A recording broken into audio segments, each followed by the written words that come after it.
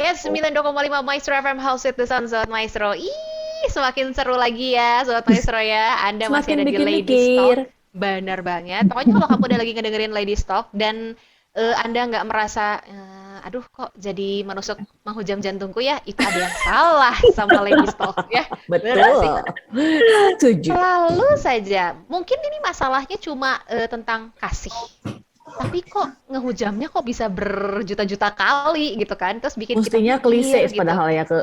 Bener, sebenarnya kalau misalnya kita tanya, menurut kamu kasih apa sih? Pasti cuma ngomong, ya mengasihi, ya sayang tanpa syarat, paling cuma kayak gitu doang. Tapi kalau kita kayak tadi, begitu Tante Kumala yang menggali lebih dalam, wow, semakin dalam Hmm. kok aku semakin bengong.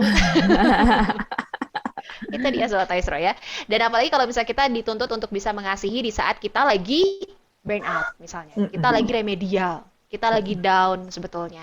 Tapi kita dituntut di saat kita lagi remedial dan kita lagi down itu kita dituntut untuk tetap mengasihi gitu loh. Gimana Mm. sih caranya ladies harus gimana? Terus apa sih yang Anda lakukan ketika kamu lagi down? Terus apa sih yang jadi bisa dibilang pelarian nggak sih jadinya? Ya, jadi aku harus kemana sih? Aku harus ngapain sih? Nah, kalau para ladies yang sedang mendengarkan nih di Cari hari ini, kekuatannya meren. betul cari Mm-mm. kekuatannya juga ya, cari kekuatannya Mm-mm. di Mm-mm. mana gitu kan? Kalau Mm-mm. Elke sendiri cari kekuatannya rehat dulu, nonton dulu. Nah, itu sih. Ya. Kayak lebih cari penghiburan dulu gitu kan ya. Nanti setelah nonton, oke, aku punya tenaga dan stamina yang kuat untuk menghadapi ini semua gitu loh. Kalau Elke sih gitu. Kalau Cipang gimana Cipang? Ya, Aduh. kalau lagi burn out ya, kalau burn outnya sama orang lain, pasti gue cari suami, pasti Hmm. curhat, Oh, ngomel gitu oke. maksudnya. Ini tuh si orang ini tuh nyebelin gitu. Udah, nanti paling dia tuh nenangin. Ya udah, dia kan beneran begini begitu. Tapi kalau misal gue burn outnya Sama dia. sama dia nih yang ada di depan gue sekarang, Halo kok, apa kabar? Oh, tolong kok balik badan dulu sedikit aja. Ah, ketawanya kedengeran tuh.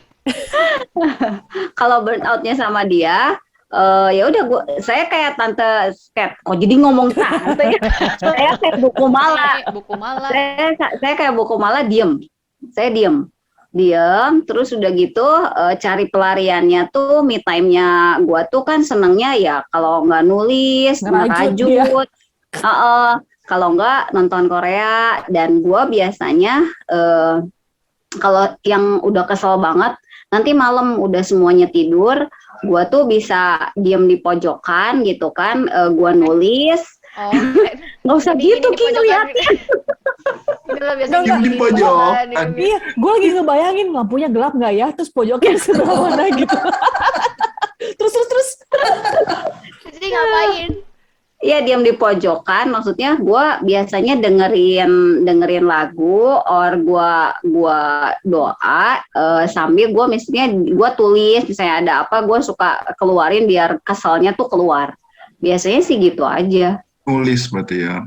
Ya, terus kalau misalnya ada satu waktu nanti gue ketemu sama misalnya memang temen yang biasa gue suka cerita, walaupun memang masalahnya udah lewat gitu. Tapi gue suka cerita kayak gitu. Tapi ya itulah, tetap harus pilih-pilih orangnya gitu, dan nggak semua gue ceritain gitu. Itu Jadi pilih tulisannya cerita nanti ya, dipostin nggak? di post Enggak lah, di medsos. enggak lah, gue simpen Guys, aja. Atau di foto dikirim gitu ke oknum yang bersangkutan? Oknum depanku. atau di status WA tapi di private cuma dia yang bisa baca. Tama langsung ngomong we atuh ke. Close friend. Aduh. Gimana Ci? Nggak dengan menulis sudah gitu udah beres gitu. Dan lu nggak bahas. Enggak sih, nanti kalau misalnya udah lewat, udah turun gitu ya, udah turun, tensinya udah turun, pasti besokannya sih gue pasti bahas lagi gitu. Kalau gue masih ada unek-unek, gue kayak buku malah, tipenya gue langsung yang jebret bilang sebenarnya gitu. Cuman kalau misalnya udah nggak bisa gimana ya gue diem dulu lah gitu. Tapi nanti pasti suatu saat itu gue bahas lagi, gue buka lagi. Kalau gue masih ada yang nggak srek gitu, biar beres. Hmm. Begitu. Dia mau Oke, ngomong oke, nih oke. kayaknya. Hah? Apa? Atau kok Chris yang mau ngomong? Enggak kok, enggak. Jangan ngomong, jangan. Kok Chris mau ada counter attack? Kok Chris? Nah, dia diem aja udah tahu dah. Dia senyum-senyum doang di situ. Di pojok. Dia juga di pojok.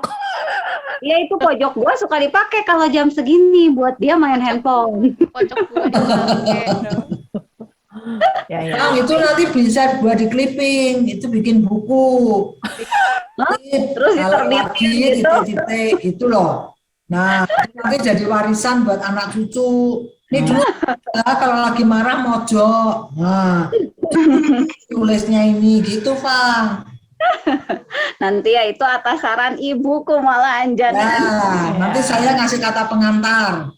Tapi kan Civang, tapi kan katanya kan nggak boleh sampai matahari terbenam. Cia, itu gimana Ya tuh? itu sih buat gua masih remedial terus Tin. Tuh, Bang, bikin salahnya matahari terbenam, jadi lama sampai terbenamnya lagi. Pilih-pilih ya. Tetap terbenamnya. Merencanakan, guys. Ya itu masih belum bisa Tin. Ya. Maksudnya ya tetap aja masih ada ya kalau lagi eling tapi kalau lagi enggak gitu. Cuman sekarang keadaannya mungkin udah jauh lebih membaik lah dibanding dulu. Kalau dulu matahari terbenamnya bisa berkali-kali terbenam gitu, baru gua bisa sadar gitu. Oh, oke. Bener nggak tuh kok Chris? Kalau bener aja kok Chris. Tangannya kasih jempol iya katanya. Oh, kalau jempol mah nggak kelihatan. Gitu kok Chris. Aku nungguin. Aku nungguin. Garantisan Elsa kamu kepo. Iya sih, tapi tadi Civang bilang Civang mah cerita ya, maksudnya istilahnya perlu komunitas lah yang Cici Ya, percaya ya. gitu kan. Iya. Tapi ada beberapa orang yang memang Belum Ya, dapat cerita sampai sendiri. sekarang loh. Ya. makanya dengerin Lady Stock. Kita bisa jadi komunitas Anda loh. Coba kita tanya ya. Kita tanya sama Ibu Kumala ya. Bu Kumala. Gimana caranya biar bisa tahu lah gitu orang yang tepat gitu Benar. loh. Kita harus tesnya seperti apa gitu loh. Untuk mendapatkan si Komsel 31 tahun itu. Bener. Benar. Kalau Tante Kumala sama Civang kan kayaknya udah tahu banget nih yang wah ini best friend banget ya, nggak mungkin Iya. bocor kemana-mana gitu kan. Mm-mm, Nah ini kalau teman-teman belum pada tahu gimana nih? mm-mm. Belum Ya. punya. Kalau saya, ya tips saya, kalau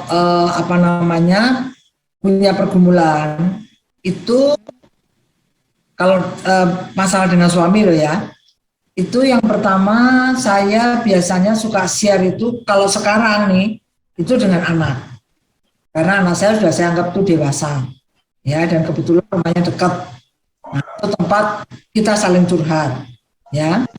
Lalu yang kedua saya punya grup itu dari adik-adik saya.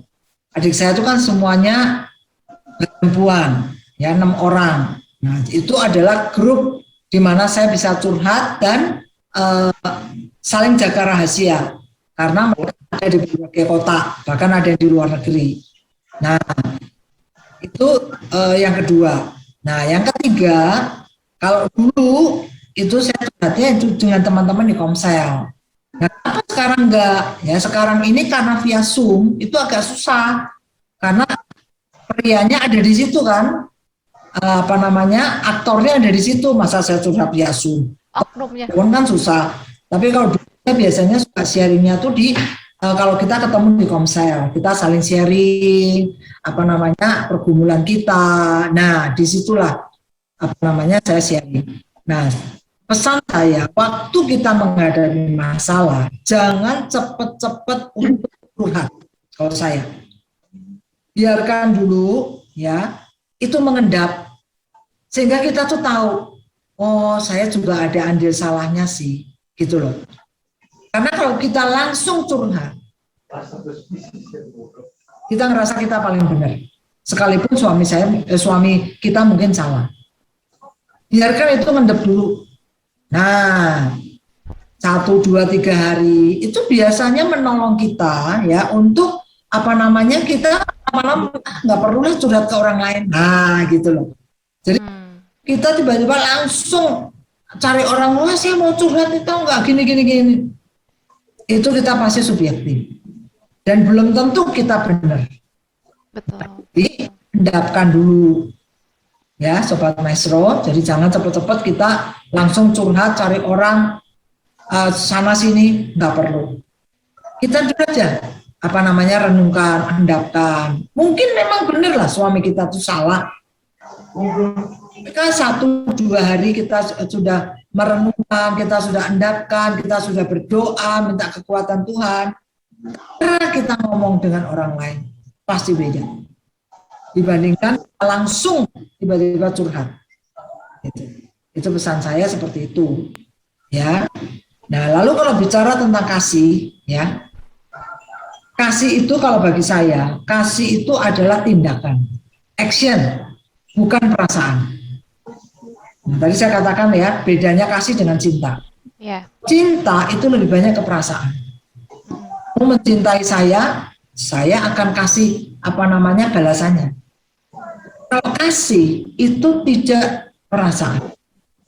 Kasih itu tindakan. Sekalipun mungkin orang itu jahat terhadap saya, tapi saya harus bisa praktek kasih. Dengan apa? Dengan tindakan, dengan action. Dari mana? Sekali lagi itu bukan dari kita. Kasih itu ilahi, enggak manusiawi. Jadi kekuatan kita itu dari Tuhan. Ya. Dan orang yang mengasihi itu dia punya kerelaan untuk berkorban. Gitu. Nah, jadi itu yang harus kita praktekkan di dalam keluarga, di dalam pelayanan, ya, di dalam mendidik anak, gitu ya. Itu harus punya kerelaan seperti itu. Karena kalau kita tidak punya kerelaan seperti itu berarti kita tidak mengasihi. Ketika di lampu lalu lintas ada pengemis, ada pengamen, ya, kita memberi, itu kita nggak mengasihi. Karena kita memberinya kadang tidak dengan rela. Lama-lama banget nggak kasih, gitu. Nah, ataupun kalau kita memberi, ya, itu nggak sampai kita mengasihi yang rela berkorban sampai saat itu enggak. Cari uang receh yang paling kecil, 200 rupiah, kasih. Nah. Ya kan? Itu tuh. Nah, jadi yang namanya kasih itu pasti ada unsur berkorban. Satu ya, kasih itu tindakan, bukan mengikuti perasaan. Karena kalau kita ngikutin perasaan, maka kita tidak sampai kepada level kasih yang tingkat tinggi. Ya, kenapa? Pura-pura. Itu munafik. Jadi jangan berkata saya mengasihi mertua saya atau saya mengasihi menantu saya kok, ya. Saya mengasihi tetangga saya, gitu kan? Hanya perasaan saja. Kayaknya saya mengasihi, padahal bukan.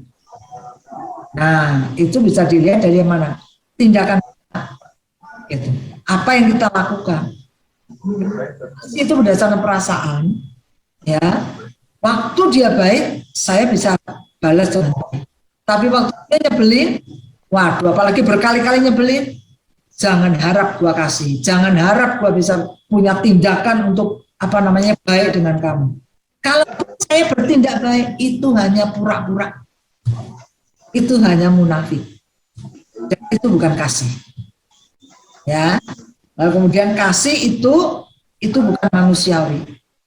Namanya kasih itu ada unsur Tuhan. Ya, tanpa unsur itu kita nggak mungkin bisa mengasihi. Karena tadi kekuatan manusia itu sangat terbatas. Dan yang ketiga, tadi kasih itu ada unsur berkorban. Kan tadi saya bilang kan rela melepaskan hak. Rela hak untuk apa? Hak untuk dipuji, hak untuk dihargai, ya. Nah, kita sampai punya kerelaan seperti itu enggak? Kalau kita punya kerelaan seperti itu artinya kasih. Nah, pendengar ini kan, aduh, kapan saya bisa lulus ya? Nggak pernah lulus. Sampai kapan? Nggak cuma sampai pernah, kita ketemu di Pandu. Semua mikirnya gini semua. Ya, memang. Kalau kita berkata, oh saya udah lulus kok mengasihi. Wah, berarti kita Tadi ya saya bilang, jangan-jangan itu munafik. Karena selama kita masih ujian itu akan selalu ada. Sampai nanti kita RIP, nah itu baru lulus. Ya, lulusnya pun ada dua, cum laude atau lulus dengan percobaan sebenarnya. Aduh, Apa itu? sudah RIP ya sudah lah ya, kita apa namanya hargai dia. Nah, jadi itu teman-teman, makanya saya berkata kenapa kita nggak boleh give up, karena itu akan kita lakukan sepanjang hidup ini. Yes. Itulah tentang kasih, ya. Ya. Tertabok lagi guys. Jelek lagi ya, jelek Iya. lagi. Iya. Tetap lagi. Mungkin sebenarnya kesiapan kita kayak buat oke deh, bisa deh mengasihi gitu ya. Tapi tadi barusan sih yang kebayang sama gue, oh berarti problemnya nanti apa nih ya? Iya bener sih. Karena kan nggak sedikit orang yang pengen apa ya, ya pengen hidupnya bahagia ya, baik itu untuk individunya sendiri ataupun untuk keluarga dia dengan Keluarga. pasangan sih gitu. Tapi kalau misalnya harus begitu terus sepanjang hidup, kata anak Mendingan sekarang mau lulus meninggal dengan sih. percobaan berarti ya. Rasanya Eh, mau meninggal. Saya punya teman ya, Hmm. saksikan juga. Dari awal pernikahan, dia nggak kerja, punya anak juga. Sekarang pernikahannya sudah 24 berapa? 24 tahun mengajar kasih. Tapi orang itu nggak give up. Sehingga apa yang dia tuai? Ya, semuanya melihat bagaimana giginya mamahnya. Itu mereka juga berjuang mati-matian. Gitu. Walaupun tidak melihat satu figur ayah yang baik. Gitu. Teman saya, berarti berapa tahun? 17 tahun. 17 tahun lalu kecelakaan. Lumpuh. Ini yang perempuan lumpuh.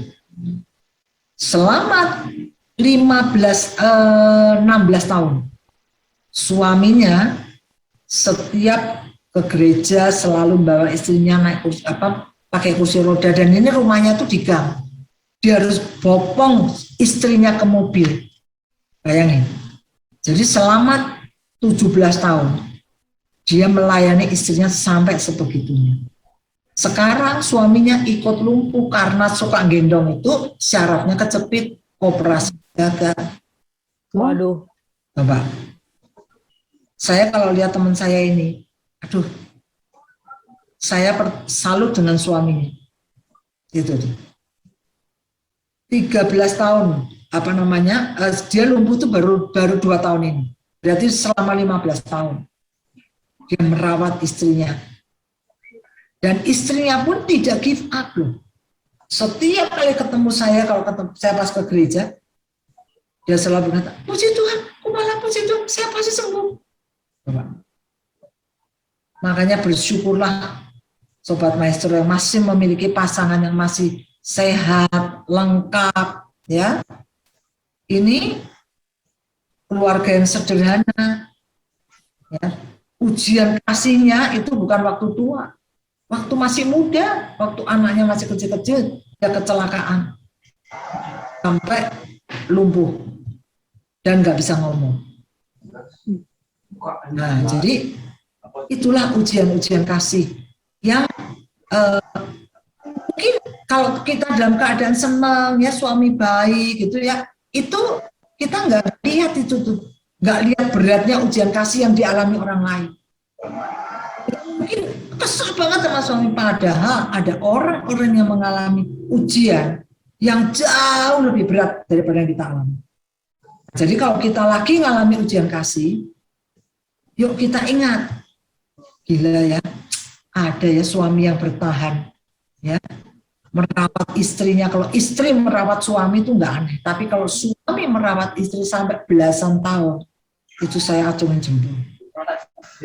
Jadi, selama 15 tahun, sekarang suaminya ikutan lumpuh. Nah, itulah yang namanya kasih, bukan perasaan, tapi tindakan. bukan manusiawi, tapi itu. Dan dalam unsur kasih pasti ada unsur pengorbanan. Yes. Karena kalau nggak ada itu, berarti kita hanya pura-pura. Tajam banget. Nah, Daebak. kasih itu indikasinya berarti ada pengorbanan, teman-teman. Anda Tetap udah ada berkorban pengorbanan. apa belum tuh? Nah, Dan tindakan itu yang penting. Iya, kalau lu berkorban berarti lu palsu. Iya. Benar. Dan harus Berarti- ada unsur ilahi. Itu yang Nah, penting itu banget dia. justru itu. Ya. Berarti justru kalau misalnya kita, ya udah gue berkorban deh, gue sekarang diem, gue simpen aja. Itu nggak ada tindakan, berarti itu bukan kasih, bener nggak sih? iya, betul. My Oke, bye-bye. God. Iya. Tetap teladannya harus ke Tuhan. Balik lagi teman ladies ya kali ya. Mungkin seperti itu kali ya. Iya. Ladies and gentlemen, Iya, karena kalau nggak gitu, ya Mati. bye sih sebetulnya. Nggak kebayangkan zaman dulu, ya maksudnya waktu lagi Ibu Yesus Maria tiba-tiba, iya kan, tiba-tiba hamil, terus Ya. tiba-tiba dia gosipan gitu kan. Iya, zaman sekarang kan. Iya. Si itu bunting, ya kan? Wah, Zaman sekarang. ya. Nggak kebayang dong. Iya. Orang-orang terus- Korea aja baru digosipin gitu langsung bunuh diri, men. Iya. Yes. Padahal That's belum right. belum kejadian. Itu Coba juga Yusuf dengan Maria. waktu itu Yusuf nggak menerima curhat sana sini, Wah, Iya. ya kan nggak akan ke Bethlehem. masa Rasa, ada. Marianya nggak akan Apa? naik kedelai lagi, keledai. Iya, nanti kagak ada tuh gambar-gambar tuh kalau Natalan di situ tuh, ya kan? Kagak ada. Iya benar, Nah, benar. makanya sekarang kalau saya boleh titip pesan kepada sobat maestro, ibu-ibu muda ya, pahami anakmu yang sekolah daring, ya, pahamilah dia. Dengan apa? Dengan cara mengasihi dia. Caranya gimana? Ya tadi, bukan mengikuti perasaan. Ya kalau mengikuti perasaan mungkin kita udah jengkel lihat anak kita belajar sambil bisa lihat main game dan lain sebagainya. Kita coba masuk ke dia, ke dunianya dia. 2 tahun ini loh, dia kehilangan teman, dia kehilangan waktu bermain, ya kan? Dia kehilangan komunitas. Yes. Jenuhnya kayak apa? Kita bisa keluar tiap hari. Pergi pasar, pergi ke mana-mana. Anak kita di rumah daring itu dari jam 8 pagi, cucu saya tuh sampai jam 3 sore. Yes. Bayangin, hampir 2 tahun ini. Itu. Nah, orang tua, yuk kita praktek kasih. Ya.